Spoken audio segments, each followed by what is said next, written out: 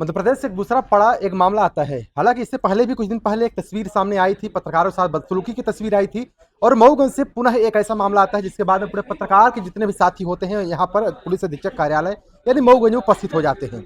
और क्या कुछ पूरा मामला था, वो पूरा मामले पर हम तस्वीर देंगे और क्या कुछ पूरी तस्वीर थी इस वक्त का ये घटनाक्रम बताया जा रहा है, जो कल की तस्वीरों से लगातार वायरल हो रहा है कि जबरन पुलिस आती है और पुलिस उठा के ले जाती है, और उठा के ले जाने के बाद में क्या कुछ व्यवहार होता है वो तमाम। सर मिथिलेश सर, जिस तरीके से कल से लगातार वीडियो वायरल हो रही है, आपके कथन वायरल हो रहे हैं, आपको पुलिस जबरन उठा ले जाती है। सबसे पहले आपको बहुत बहुत धन्यवाद। आपने हमारे सहयोग में हमारी आवाज़ उठाने की प्रयास कर रहे हैं, आपको बहुत बहुत साधुवाद। पूरा मामला ऐसा था कि इसी परिसर का था, यही कैंटीन परिसर में हम चाय पी रहे थे। सामने एक कार्यक्रम हो रहा था, कवरेज के दौरान से आए थे उसी की कवरेज करने के लिए। और उस कैंटीन में मऊगंज नई गढ़ी थाना प्रभारी और देवतला थाना प्रभारी दोनों लोग बैठे थे और कुछ पत्रकार साथी बैठे थे। बस हंसी मजाक चल रहा था, चाय हो रही थी। एकाएक वहाँ से थाना प्रभारी निकले और कैंटीन से मैं बाहर निकला थोड़ा, तो पीछे पीछे मेरे आते हुए मेरे कंधे में हाथ डालते हुए और जबरन मेरे बोले चलो चलिए आगे तक। तो मैंने सोचा कि शायद कुछ ऊपर जा रहे होंगे अपने ऑफिस अधिकारियों से मिलने। यहाँ तक आया, यही सामने की बात है, गाड़ी खड़ी थी तो बोले गाड़ी में बैठो। मैंने बोला कि गाड़ी में क्यों बैठे? बोला गाड़ी में बैठे तो बताए। तो हमने कहा बताइए कारण क्या है गाड़ी में बैठने का? तो उन्होंने कहा गाड़ी में बैठे, मतलब अब शब्दों का प्रयोग किया। उनके साथ दो पुलिसकर्मी भी थे, उन्होंने कहा बैठा उनको ज़बरदस्ती मेरे को गाड़ी में जो है, मतलब एक जैसे कितना बड़ा आतंकवादी हूँ मैं, मेरे को घसीट गया। तो मैं विरोध कर, मैंने कहा कारण बता दिया मैं बैठ जाऊँगा, लेकिन कोई कारण नहीं था। ज़बरदस्ती मेरे को वहाँ पे गाड़ी में यहाँ पर ठूस ठूस के भरा गया। उसके बाद यहाँ से ले जाया गया। पत्रकार लोग भी यहाँ पर जो थे वो विरोध करने लगे, पूछने बताइए कारण बताइए, किसी अन्य लोगों को भी धमकी दे के सबको देख लूँगा, और सीधे बैठा के लेके चला गया। जब मेरा मोबाइल छीन लिया गया, मेरे मोबाइल में अब चूँकि जैसे जैसे जानकारी थी, पत्रकारों ने खबर चलाई तो पत्रकार सभी का फ़ोन आने लगा, समाज सेवियों का फ़ोन आने लगा, यहाँ तक कि मऊगंज विधायक का फ़ोन आया। विधायक का फ़ोन आते ही वो देख रहा था कि विधायक का फ़ोन है, तो बोला ये आ गया तुम्हारे आका का फ़ोन। माँ बहन की गाली विधायक को उसको दे दी गई। बोला कि तेरे बाद इसका नंबर, तू इसी के चल, तेरी गति जो दुर्गति जो हो रही है इसी के चलते हो रही है, और तू इसके साथ में रहेगा, मेरे खिलाफ खबर चलाएगा। हैं सीतापुर कांड का उल्लेख उसने धमकी दिया हमको, जिसमें उसका निलंबन हुआ था सीतापुर मामले को, एक नाबालिग हिंदू लड़की को लेकर, उसका जिक्र किया। महादेवन में विधायक को बोला कि उसको मऊगंज पुलिस कोई उसको औकात दिखा चुकी है एक बार, अब उसका फिर से औकात दिखाएगी। हमारे नई गढ़ी थाने में लाके बंद की थी, और फिर पूरी तरह से ऐसा बर्ताव किया गया जिसकी उम्मीद नहीं की जा सकती थी। और इसके बाद मुझे नई गढ़ी थाने के पीछे बने एक जो निजी निवास होता है, उनका किसी कमरा होगा, उसके अंदर बिठाया गया। वहाँ पर 3-4 ठो सादे कागज में भी दस्तखत करवाया गया, और यह बोला गया कि FIR का जिक्र न करना है। सादे कागज में दस्तखत करवाया गया, इसका मतलब क्या रहा? अब जो उनका रहा हो, मेरे को बताया कि शिकायत है तुम्हारे नाम पर, तो सादे कागज में दस्तखत मरवाने का मतलब बहुत कुछ हो अब जाता है। जबरन वहाँ पे ये बताइए कि अब हमको वो वहाँ पे धमकी दे रहा है। बोला कि अब देखिए उनका रिकॉर्ड, बैकग्राउंड रिकॉर्ड देखा जाए तो आप जानते हैं कि उनका खुला हम तस्करों के संरक्षण देते। पूरा नई गढ़ी जानता है, पूरा समूचा जिस थाने में रहे हैं, जिस थाने में रहे हैं, कई बार मैंने खबर चलाई है, और यहीं पर फरियादी आके और सीधे सीधे आरोप लगा के गए हैं, और मैंने उनकी फरियादों की आवाज़ उठाई। सबसे बड़ा कारण यही है। मैं ये मानता हूँ कि यदि मैं ये जो यहाँ पर उनसे प्रताड़ित यहाँ पर फरियादी आते थे, उनकी आवाज़ों को मैं उठाता था, यहाँ के जो वरिष्ठ अधिकारी थे उन तक पहुँचाने का अपना जो कर्तव्य होता है पत्रकारिता धर्म का, वह मेरे द्वारा किया जा रहा था। इसी के चलते जो उन्होंने कुंठा बस। और बड़ी बात यह थी कि इससे पहले 10-15 दिन पहले हमको एक ठो मानहानि की नोटिस दी गई थी मेरी थाना प्रभारी द्वारा। वही थाना प्रभारी। क्या मेंशन था उसमें, जिक्र क्या था? उसमें जिक्र था कि मेरी मानहानि कर रहे हो, मेरे पर आप उल्टा खबर चला रहे हो, खिलाफ खबर चला रहे हो, 50 लाख का मानहानि का नोटिस दिएगा मेरे को। इसके बावजूद यहाँ तक क्या है, तुमको NDPS एक्ट में फंसाएंगे, हरिजन एक्ट लगवाएंगे, इतने मुकदमा लगवा देंगे कि तुम जिंदगी भर जेल से बाहर नहीं निकल पाओगे। हैं न तुम निकलना, तुम्हारा आका बचा पाएगा तुमको। हैं अब इससे ज़्यादा क्या कहा जाए? आपको जानकारी थी जब शिकायत कर जब शिकायत किया था, या फिर FIR ऐसा कुछ जानकारी मिली हो, या फिर नोटिस मिली हो? कोई जानकारी नहीं। खाकी वर्दी के रूप में इनका कुल मिला के जो दूसरा रूप होता है, जो लगातार फेमस इस समय पर चारों तरफ चर्चाओं का दौर है, या उस रूप को देखा जा सकता है?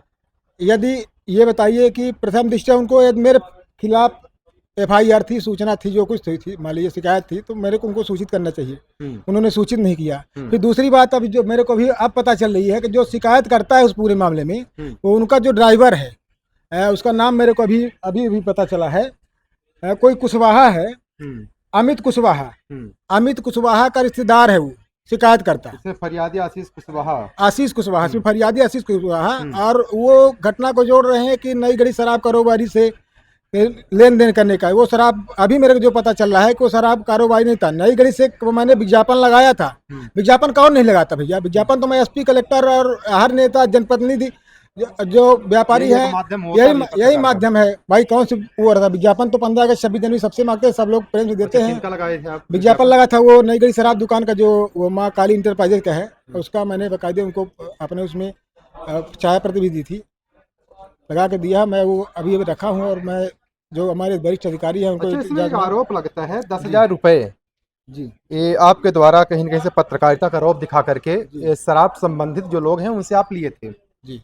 तो मैं बता रहा हूँ कि यदि रौब दिखाकर मैं आपको ब्लैकमेल करूंगा, धमकी दूंगा, तो आप उसके पास कुछ तो प्रमाण होगा, ऑडियो होगा मेरा, वीडियो होगा मेरा, कुछ तो साक्ष्य हो गए, आप उसको सार्वजनिक करो ना। फिर पहली बात की, ये 3 महीने पहले की FIR शिकायत थी उसकी, आप देखें शिकायत की डेट देखिए इसमें, ठीक, इसमें 24/12 है, 24/12 की है।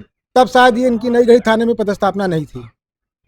अच्छा, हाँ, और जैसे इनकी पदस्थापना हुई तो इन्होंने अपने करीब पूरी तरह से स्क्रिप्टेड, इनका क्या है कि खबरों से बहखलाए हुए थी। सीतापुर कांड को मैंने प्रमुखता से उठाया, उसमें इनका निलंबन हुआ। एक देव तालाब का फरियादी है, जिसमें एक न्यायालय के आदेश का पालन करवाने के लिए 10,000 रुपए उससे मांग की गई।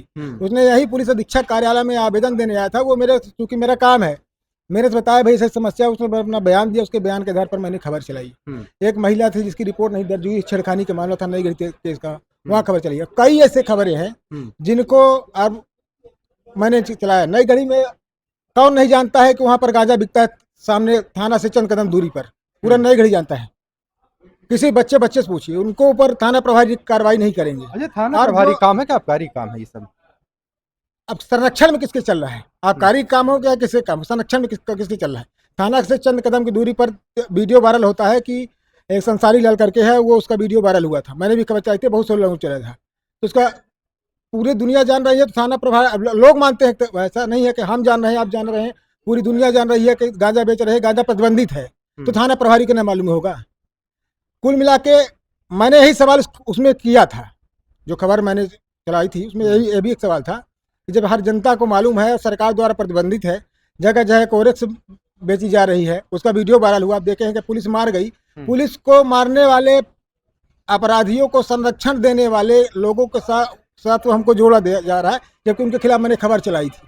हैं, उनका विरोध किया, जो वीडियो जो जिस विज्ञापन का उल्लेख कर रहे हैं, उनको उनकी गिरफ्तारी के बाद ना, उनका जब विज्ञापन लिए, तो आप ऐसा नहीं होता कि आपसे मैंने विज्ञापन लिया फिर आप कोई गलत काम करेंगे तो मैं आपकी खबर नहीं चलाऊंगा। गलत काम का समर्थन मैं नहीं हुआ कि मैं ही कोई गलत काम करूंगा तो मैं नहीं कहूंगा कि आप मेरा समर्थन करिए। ये नहीं है पत्रकारिता क्रम, विज्ञापन से बिकने वाले नहीं है। अन्ना इनके ऐसे FIR, फर्जी FIR करने जगह न्यायालय है, वरिष्ठ अधिकारियों के उसमें है, न्यायालय तक जाएंगे अभी। ये तमाम पत्रकार जितने भी साथी हैं, पूर्ण पत्रकारगण हैं जी, इनकी क्या मंशा है, क्या पीड़ा है, इनको क्या पीड़ा है जिस वजह से यहाँ पर आए हैं? जिस तरह से हमको यहाँ पर, मेरे को प्रथम दृष्टि हमको सूचना दें, पहली बात तो जब शिकायत थी तो मध्य प्रदेश राज्य सरकार द्वारा पत्रकार सुरक्षा कानून के तहत एक आदेश है जिसमें लिखा गया है कि यह शिकायत है तो 151 के तहत पहले आप शिकायत ले लोगे, उसकी फिर मतलब IAS IPS के स्तर के जो अधिकारी है वो जांच करे, इसके बाद अपराध पंजीबद्ध होगा। सब नियमों को बरकरार करते हुए एक अपने, अब मैं पहले तो उनको कहता, लेकिन जो पता उनका अपने खास आदमी को मोहरा बनाकर, अपने ड्राइवर को जो उनका रिश्तेदार है मेरे को पता चले, उसको मोहरा बनाकर, और आप उसके शिकायत से बात उसे कहने वास्ते बिना एविडेंस के वो हमको मिला। मैं उसको जब तक आज तक पहचानता नहीं हूँ, ना देखा हूँ, ना वो मेरे को जानता हूँ। मेरी तो यह उम्मीद है कि ना वो मेरे को जानता होगा ना मैं उसको जानता हूँ। अब उसके कहने सफाई कर दिया गया, तो ये जो हर चीज़ को दरकिनार करते हुए एक जिस तरह का बर्ताव किया गया मेरे साथ में, इससे लेकर लोगों को नाराजगी है, डर का भी माहौल है कि आज मेरे साथ हुआ है, कल आपके साथ भी हो सकता है, कल इनके साथ जो आज आए हैं इनके सबके साथ किसी को, क्योंकि यदि जनता की आवाज़ आप उठाओगे तो इनको नागवार गुजरेगा। और पुलिस प्रशासन की क्या कार्यशैली है यह किसी से छुपी नहीं है, पूरा मऊगंज का बच्चा, पूरा मऊगंज का आवाम जानता है कि मऊगंज में जिला में आखिर क्या हो रहा है। यदि पुलिस प्रशासन वाकई में अपने देशभक्ति और जनसेवा की जो देहभा की कसम खाता है, उसको नियम से पालन करे, तो जिस तरह की मऊगंज जिला में भयावह और अराजकता की स्थिति है वह देखने को ना मिले। और तस्करों के खिलाफ तो कार्रवाई नहीं हो रही है, और एक पत्रकार जनता की आवाज उठाने वाले दोषपूर्वक कार्रवाई करना। अभी 2 दिन पहले देखा गया पूरे देश में एक संविधान निर्माता की जो जयंती होती है उसका धूमधाम से हर तरफ हर्षोल्लास दिखता है, लेकिन वही संविधान निर्माता की वजह से कई उपलब्धियां यहाँ पर मिली, और उसी उपलब्धियों में से एक आवाज होती है अभिव्यक्ति की। वह अभिव्यक्ति जो आज इस परिस्थितियों में गुजर चुकी है कि शायद एक ऐसे खाकी वर्दी जो जिनको नेतागिरी करना चाहिए, जिनको पर्सनल द्वेष भावनाओं के हिसाब से चलना चाहिए, लेकिन उनको ये कहीं न कहीं से ये सहनशीलता से बाहर जाता है, और सिर्फ ये कि हमारे विपक्ष में खबरें क्यों चला रहा है। और वो खबर चलाने वाले ये मिथिलेश जी थे। लगातार आरोप, जिस तरीके से कोई आवेदन देने आता है, जिस तरीके से इनका आरोप भी है कि आवेदन पूरी तरह से कूटरचित था, लेकिन उस आवेदन के बाद में जिस तरीके से इनका कहना भी है कि किसी भी तरह से हमारी वहां पर उपस्थिति या फिर विवरण या फिर विवेचना में कोई भी हमारी उपस्थिति उस समय पर थी नहीं। हाँ, अगर हुई तो जबरन पकड़ने के बाद में कोरे कागज में दस्तखत डरा सहमा करके लिया गया। लेकिन बड़े सवाल ये होते हैं कि क्या खाकी वर्दी के बीच में इतना बड़ा पावर हो गया कि संविधान में उल्लेखित जो वर्ड हैं, संविधान में उल्लेखित जो अनुच्छेद हैं, उनको भी नज़रअंदाज करके तार करते हुए किसी पर भी बिना जानकारी के एफआईआर करके और डायरेक्ट कॉलर पकड़ के थाने में ले जाना, क्या यही संविधान और जो आला कमान के जो यहाँ पर बैठे हुए लोग हैं या फिर अधिकारी हैं, तो क्या ये छूट देते हैं? और हालांकि जानकारी ये भी आई बीच में कि विधायक मऊगंज के उनके द्वारा पूछा गया कि एसपी महोदय जी से शायद उसमें पूछा गया था कि इसी जानकारी है नहीं है, तो शायद उनका कहना था कि हमें जानकारी नहीं है, ऐसा कुछ था। जी ऐसी बात है। नवागत जो पुलिस अधीक्षक है उनके द्वारा बताया गया है जानकारी, लेकिन जब वो हमको यहाँ से उठा कर ले गया तो किसी यहाँ पर अधिकारी को सूचना वहाँ पर फोन दिया कि यूट्यूबर को एक उठाया हूँ सर आज मैं, उसके एक ठो इतना करके फ़ोन काट दिया। तो मैंने कहा कि मैं यूट्यूबर नहीं हूँ, मैं एक प्रधान एक साप्ताहिक समाचार का संपादक हूँ। तो मेरा मुंह पकड़ के मेरा मुंह दबा गया उस गाड़ी में, बोलूँगा थाना प्रभारी द्वारा। तो चलिए, यहाँ पर यूट्यूबरों से नवाजा जाता है। हालांकि एसपी महोदय आ गए हैं, हालांकि पूरी तस्वीरें जो होगी बाद में हम मिलेंगे और पत्रकारों के साथ में, तब तक साथ मिलते बहुत बहुत धन्यवाद।